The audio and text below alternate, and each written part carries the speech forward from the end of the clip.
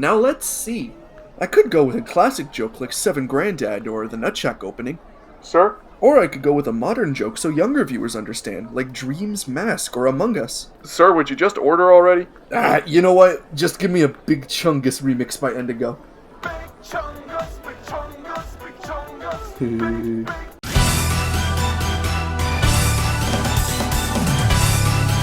Siivagunner. You might not recognize the name, but you'll recognize their work. Siivagunner's a team of people taking video game songs and either changing the sound font to reference something else, or just mashing up a video game song with whatever meme is popular that week, all while posing under the guise of a real song and its different variations. There are multiple channels on YouTube that do this, but Siivagunner's the most famous of them all. Siivagunner usually uploads about 3 times a day, and you usually know what you're gonna get. A video game song, but it's actually gonna be a joke involving either whatever meme is popular, or one of the several in-jokes that Siivagunner has developed over the years. For example, Seven Granddad, being a reference to that time Vinesauce Joel, the YouTuber, played a bunch of bootleg Mario games and stumbled across Seven Granddad, a direct copy of the video game The Flintstones, The Legend of Dino and Hoppy, but with Mario's face attached. Or the Nutsack theme song, being the first and only 2007 Filipino-American crossover TV show animation. Usually when you tune in to Siivagunner, you know what you're gonna get. You're gonna get some good jams and you're gonna get some funny memes. But Siivagunner loves to play with the expectations of its viewers, and sometimes they want to put even more quality behind these jokes. That spawned event days. Days entirely dedicated to one joke. Some of the best ones include 2021's Halloween special, featuring an entire animation that was a parody of Scooby-Doo, and all the rips that were uploaded after that actually gave you clues on who could be the secret killer. Except no one died. Or the 2019 April Fool's Day joke, where they actually got a guy to stand up in front of a green screen and do a fake Nintendo Direct but for upcoming Siivagunner rips and events. But there's one event that's always held in the highest regard of Siivagunner's fanbase. Everyone talks about this in the highest regard. Everyone loves this. And that would be the event King for a Day. Now everyone has their favorite Siivagunner memes. Maybe you like when Siivagunner references old memes of YouTube lore, like Unregistered Hypercam 2. Or maybe you're just a big nerd who likes when Tuhu is referenced. But have you ever stopped and wondered, who would win in a fight, King DDD or Weird Al Yankovic? You haven't, but Siivagunner has. We got the event King for a Day, an event where fighting jokes would take each other on and see who could come out on top and be king for a day. And it was up to you to determine who would be king for a day. It was basically a bracket, but it was a really cool bracket, featuring unique art, all sorts of characters, and just a straight up amazing rip playlist. But when I say rip, I don't mean the standard taking a video game soundtrack and mixing it so it makes a meme. No, I mean high quality arrangements of different songs pertaining to a different character. Each character would have different references that were based around them, and you would vote for which one you thought would have the best rips. For example, there was a character named, oh, you might have heard of him, Thanos from Marvel.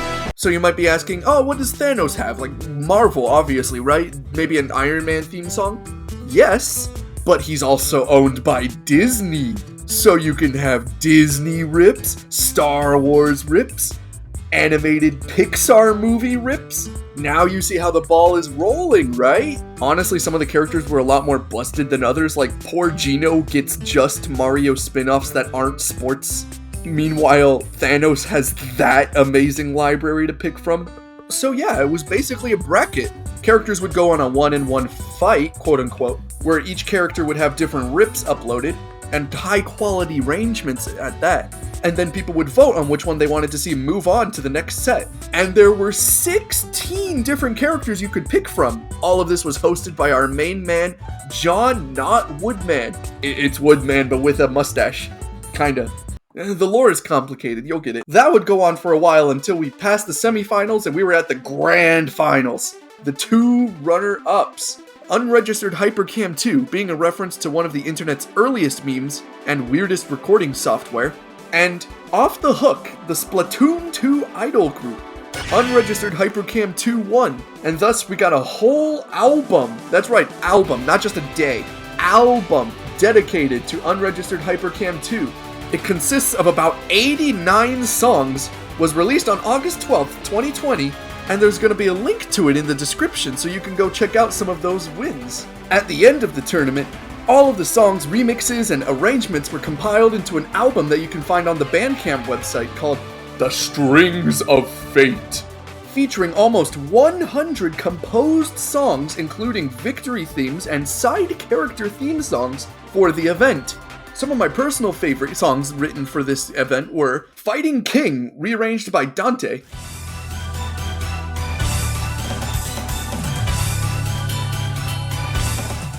or Unreal Dreamscape 3, arranged by Retro Gaming.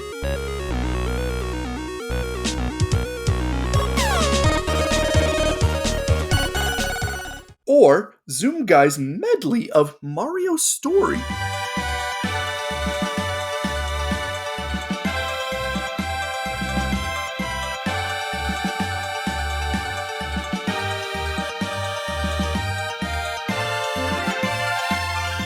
Or Waluigi Time 64's remix of Launchpad Labyrinth.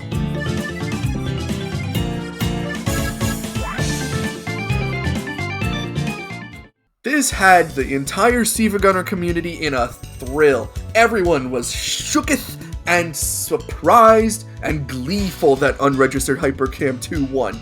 The whole event was filled with such amazing music and fun ideas, and not to mention the artwork for each character was really well done. I'm not going to list every artist here because there's just so many, but I'll give a few examples. For example, the alien team consisting of Dame Tu Casita, whatever that thing from Snapchat was, and Howard the Alien, drawn by the Fluffy Slipper. Or Thanos, drawn by Coach. Or Gino, drawn by Super Kirby Lover. Or Reggie Fils-Aime, drawn by Larry Inc. 64. Sorry about that pause, I was reading the wiki and an ad popped up blocking my view and I couldn't read Larry Inc. 64. Now this was a smash hit for Siivagunner's channel. We had the great day that was Unregistered Hypercam 2's takeover. Everyone was feeling great, everyone was having fun, we got tons of great remixes, and then Siivagunner said, what if we... do it again.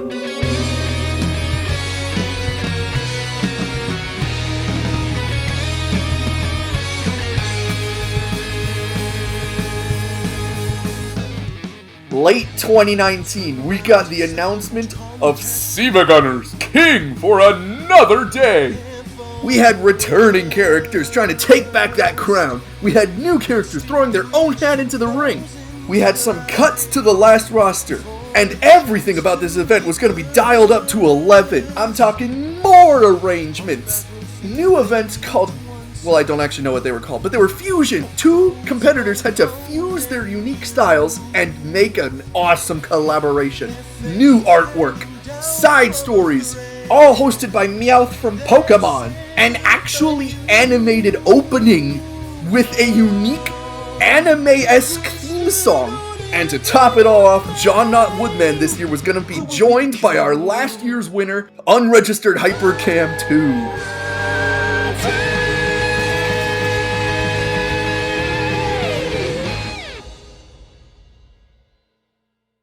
So now I'm just gonna go talk about some cool stuff, because there wasn't really a script, but I'm just gonna gush. King Dedede came back masked and more powerful, drawn by Kibi Astrocat, and Dedede, all you got for rip sources is Kirby songs. I love Kirby songs, but like, against Thanos who has all of Disney on his side? Or the Wario Bros coming back, featuring now the biker getup, and a new biker getup for Waluigi, drawn by Sparkbag. We had newcomers coming into the battle, like my personal pick, Jack Black and Elmo, illustrated by Cosmic Ascension and Eevee. Or Dr. Robotnik, drawn by Acrostation. Or Johnny Bravo, drawn by David Basile. Those are just some of the newcomers. In total, we had 32 contestants, 13 of which are from the previous tournament. Some of them even had Smash Bros. Trailers?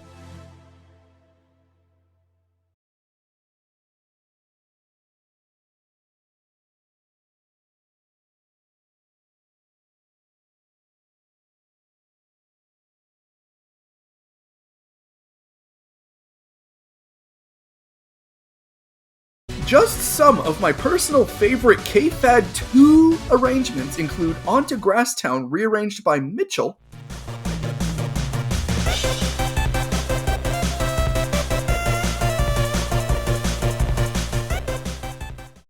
Stickerbush Symphony rearranged by Annanite,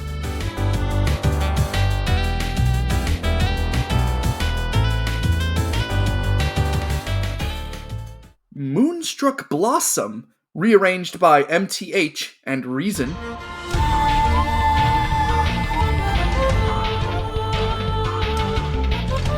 Win the Race, rearranged by Expensive Dispenser,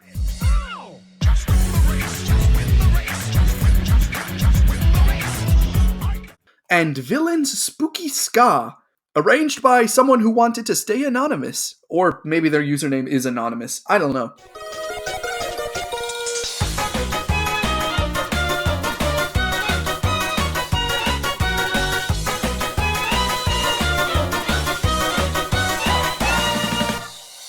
And then there were two main things that separated this from being just like last year's. One, the collab events. Sometimes characters would be forced to team up and make a rip together, using their own unique pool of ideas. For example, King DDD had a list of Kirby songs, and The Jazz Cats featured plenty of jazz instrumentation. Bada bing, bada boom, jazz remix of Butter Building from Kirby's Adventure. Or DJ Professor K and the team combo of Daft Punk and Pharrell Williams. I honestly don't know why they were mashed together. My only guess is they're both funky. But man, is the result worth it? But that was one thing that kept it different from last year's. You know what else was different this year? Double elimination. If your character got out round one, it wasn't just game over for them. They could still make their way up through losers.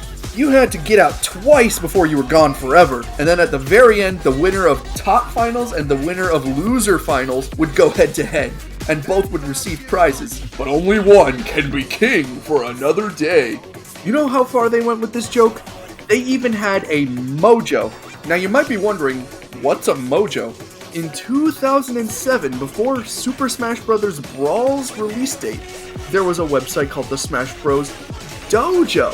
You could listen to a few theme songs, read up on some new characters coming, and get hyped for that game's reveal. Well, this is a parody. You could learn about the characters participating here, like Will Smith or Gino from Super Mario RPG. These were very funny.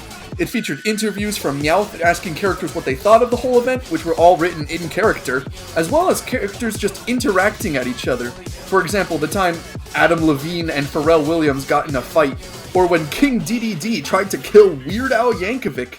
But we were here at the end of it all. We had two potential winners, DJ Professor K from Jet Set Radio, and Maria Takeuchi of that one song that's always in your recommended for some reason. And then the lore happens. Lore had been building in the mojo and in the interviews, and it finally came to a head. The crown that would be given to the king for a day wasn't metaphorical, it was literal, but also it was alive and evil. It wanted everyone to be king for a day, and not just for a day, forever. And it took hold of everyone's favorite winner from last time, Unrestrained Hypercam 2. We had a final boss fight. Everyone that you were rooting for or rooting against because you didn't like the character were all teaming up in one effort to stop the Unregistered Hypercam 2 and save King for a Day 2. And you could participate by pressing the MF like button. To be honest, it was just a little holdover so they could, build up some drama. But man, was it cool! Once we finally got the crown off of Unregistered Hypercam 2 and we saved him, it was finally time to crown King for and Big Chungus won. Yeah, as a joke, before they actually declared the winner, Big Chungus, that one Crash Bandicoot, and Ugandan Knuckles won by like a billion. They weren't even participating.